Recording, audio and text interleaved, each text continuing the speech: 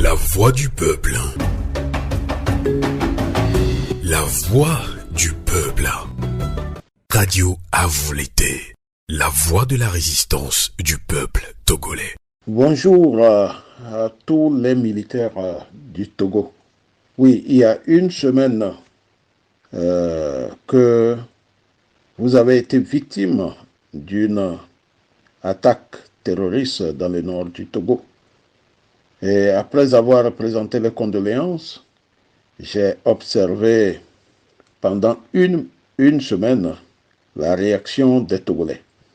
Avant de revenir sur le sujet, je voudrais ouvrir une petite parenthèse par rapport à certaines voix qui se lèvent pour dire que nous, les militaires, qui ne sommes plus au sein de l'armée, normalement, on devrait agir que de parler. Je voudrais dire à ces personnes que ce n'est pas dans n'importe quelle circonstance qu'on agit. Alors, lorsqu'on n'agit pas, on peut parler. Parce que nous sommes aussi des Togolais et nous avons le droit aussi de nous prononcer sur des sujets qui regardent notre pays. Alors, si ces personnes connaissent la force et la puissance de la parole, peut-être ils se lui diraient autre chose. Sinon, je voudrais juste leur donner quelques petits exemples. Par exemple, au Burkina Faso, c'est à travers la parole que le capitaine Thomas Sankara a changé la mentalité des Burkinabés. Même après sa mort, ses idées ont continué à travailler jusqu'à ce que le peuple burkinabé prenne ses responsabilités pour mettre fin à une dictature qui n'a que trop duré. Je donnerai aussi l'exemple de Djedje Ronlus. C'est à travers la parole il a changé la mentalité des Ghanéens. Et aujourd'hui, le Ghana est un pays fort démocratiquement. Donc, si nous parlons, nous estimons que nous aussi nous pouvons apporter quelque chose pour que les militaires du Togo changent de mentalité. À travers les militaires, que les populations togolaises aussi changent de mentalité, qu'ils soient plus combatifs, plus rigoureux. Donc, nous allons continuer de parler. Je ferme cette parenthèse et je voudrais parler aux militaires et surtout aux hauts gradés. Vous savez, ça fait une semaine que l'armée a été victime d'une attaque terroriste. Et quand vous écoutez les Togolais, la plupart des Togolais, ou la majorité des Togolais, ils se réjouissent. Ils se réjouissent et souhaitent même que le terrorisme prenne toujours pour cible uniquement les militaires et qu'ils souhaitent même que ça soit dans la durée. Au même moment, ils fustigent la demande du ministre de la Sécurité qui souhaiterait que les Togolais, les populations togolaises collaborent. Je suis certain que certains militaires ont écouté tout cela. Je reviens là-dessus pour tirer les leçons de la façon dont les Togolais se sont comportés majoritairement vis-à-vis de vous. Oui, c'est nécessaire Parce que tout ce qu'on a vu par le passé et tout ce qui se passe avec le système qui régente le Togo, c'est vous les militaires qu'on met au devant. C'est vous qui êtes la face visible de la dictature. Donc, la façon dont vous vous comportez face à vos frères togolais, de temps en temps qui sont dans la rue, comment vous vous comportez face aux hommes, aux femmes, aux vieux, aux enfants togolais, lorsqu'il y a des manifestations politiques. Alors, au vu de tout cela, les Togolais, la plupart, la majorité des Togolais, au lieu de compatir, ils se réjouissent plutôt.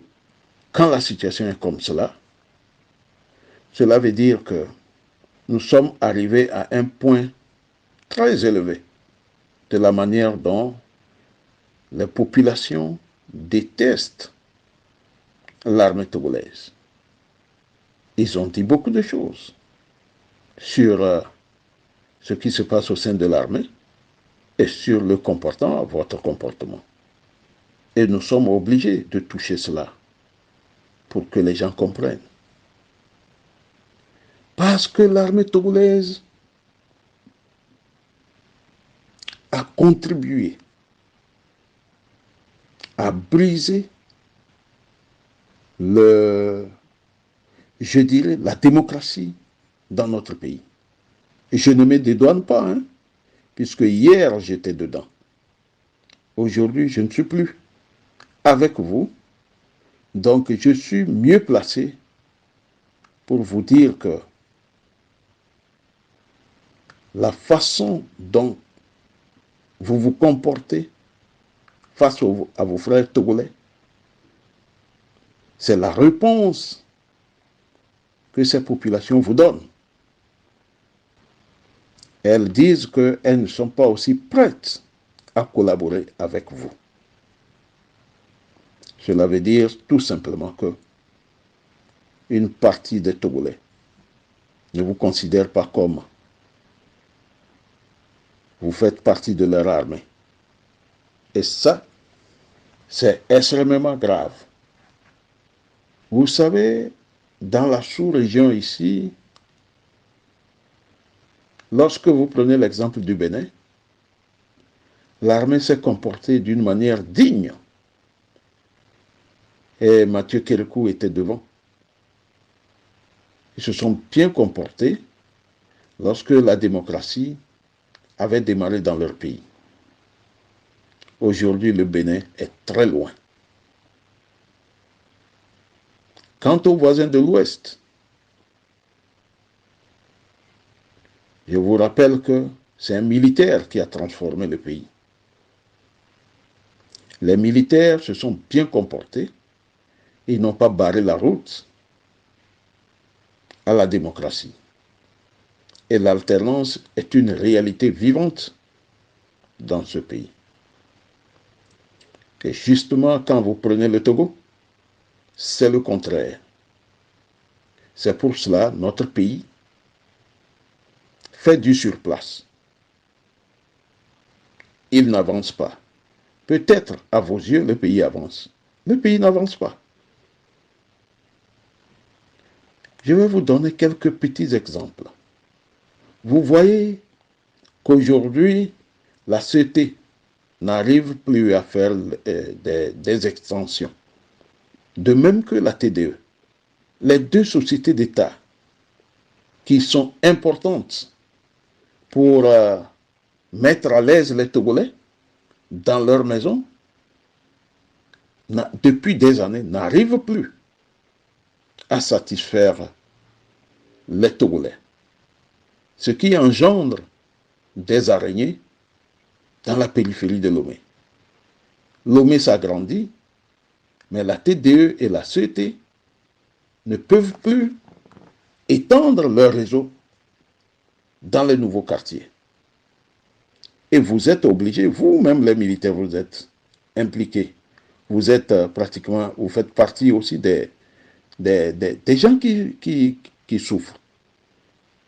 Vous êtes obligés de faire des araignées sur de longues distances pour pouvoir avoir la lumière dans vos maisons.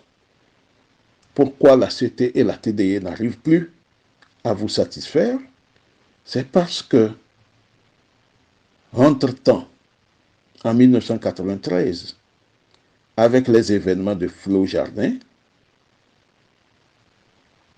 les Occidentaux ont rompu leurs relations économiques avec le Togo. Et cela a duré beaucoup d'années. Et avant cette rupture de la coopération, la CT et la TDE, je prends d'abord la CT. La CT bénéficiait de beaucoup de matériel en provenance de l'Allemagne, et plus précisément de la Bavière. On leur donnait, les Allemands leur donnaient gratuitement, donnaient plutôt à la CT gratuitement, des câbles électriques, des transformateurs, des compteurs et beaucoup d'autres choses.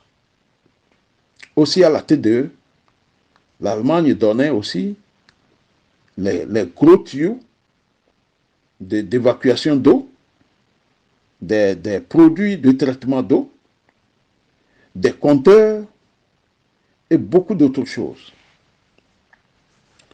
Et depuis la rupture de la coopération en 1993, ces aides se sont arrêtées. Et c'est après quelques années, quand les stocks sont finis, les deux sociétés d'État ont commencé par souffrir du matériel. Au même moment, le peu d'argent que ces sociétés engrangeaient était utilisé uniquement pour le bien-être des dirigeants. Je dirais même jusqu'à aujourd'hui. Puisque la CT, vous-même vous le savez, a offert un véhicule à une femme ministre et ça a suscité des remous. Aussi, je dirais que la CT, de temps en temps, quand il y a l'anniversaire de l'ancienne première dame, la CT réagit avec beaucoup d'argent. Sans oublier ce que la CT doit envoyer à certaines institutions. Chaque fin d'année, on leur envoie des bouteilles de champagne ou des gâteaux. Donc la CT n'arrive plus à satisfaire ses clients. Voilà un exemple. C'est parce que le Togo a été épinglé par les partenaires pour déficit démocratique. Depuis 1993 jusqu'à aujourd'hui, ces deux sociétés d'État peinent à travailler correctement. Mais quand vous voyez la TDE, aujourd'hui on parle d'insuffisance d'eau potable dans certaines préfectures. Cela est dû à quoi? La TDE ne peut plus agrandir ou élargir les plans d'eau qui sont stockés. La TDE ne peut plus engager de grands travaux pour agrandir le périmètre de stockage d'eau. Et cela agit sur les populations. Militaires togolais, comprenez que voilà, le fait de ne pas engager le pays sur le chemin de la démocratie, voilà les conséquences. Tout dernièrement, il y a eu une élection en 2020. Tout le monde sait ce qui s'est passé. Tout ça, ça agit sur le pays et le pays recule. Voilà. Pourquoi je m'adresse à vous uniquement? Parce que C'est vous que l'homme politique au pouvoir instrumentalise pour s'accrocher, pour garder le pouvoir ad vitam aeternam. Voilà. Vous devez comprendre que les opposants ne sont pas vos ennemis.